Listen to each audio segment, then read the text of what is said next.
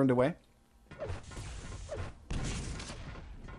Red is up, and it's going to be going to pulseh. Spart1e shows up with the rail, but that whiffs. The rocket, though. So we're looking for... Yeah, unexpected, and So there's right a rail now, for a follow-up. What we're seeing right now is a lot of the fights over the items, and nobody really has control. Well, this might do it right here because spart1e just got that mega, and now this is pretty good timing on the red, and maybe There'll be a lot of can steal plasma. it away, and it looks like he will.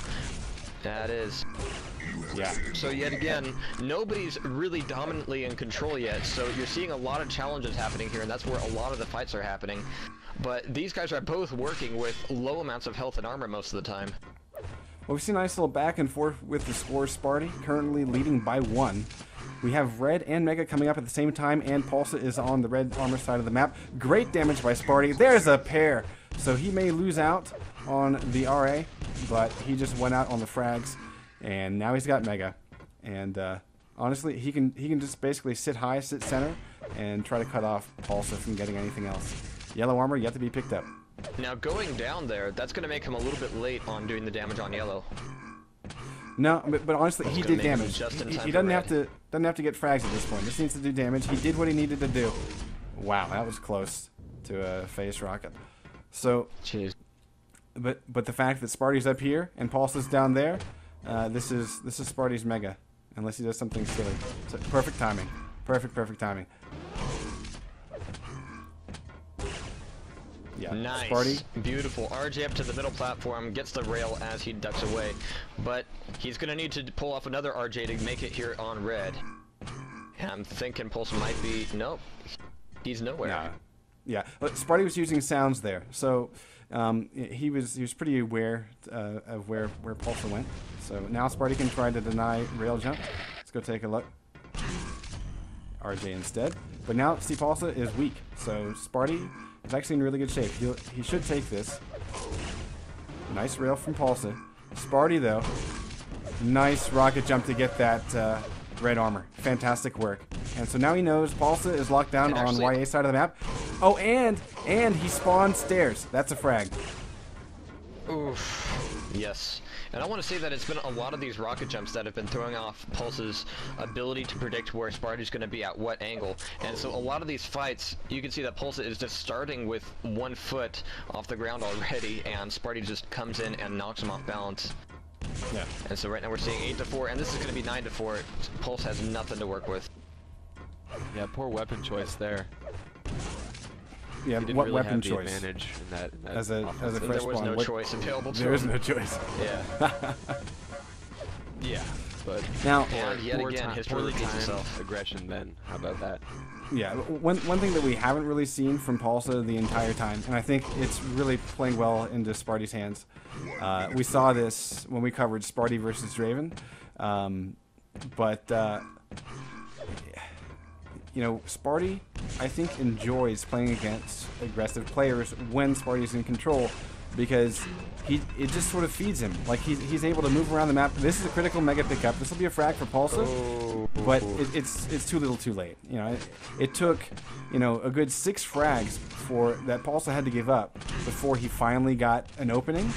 And honestly, had he just slowed things down a long time ago, I think it would have been a lot closer game. So, you know, pulseh, you know, solid play in some cases, but let's take a look. Accuracies, you know, 33% rail. Honestly, you know, rail and rockets, they're the ways to get back in on DM6, and pulseh just didn't really ever use them enough. Part of that was spart1e doing a little bit of a denial, but you know, it wasn't like he was sitting on the rail. So that'll be it. Yeah, spart1e picking it up.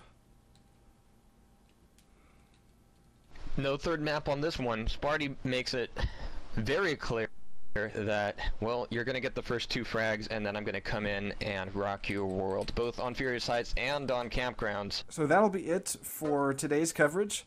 I want to say, you know, big thanks to Zoo for letting us know that these matches were going to happen. Of course, normally these things are covered by ESL TV, but Quake Live TV picked it up because Joe and Jay are currently at the ESL Christmas party of some sort. So holiday cheer to them, but that afforded us an opportunity to broadcast some Quake Live, so I really love that. If you have yet to follow us on Twitter, you want to do so at twitter.com/QuakeLive_TV. You can also go ahead and join up on our website or check out our schedule there at www.quakelive.tv.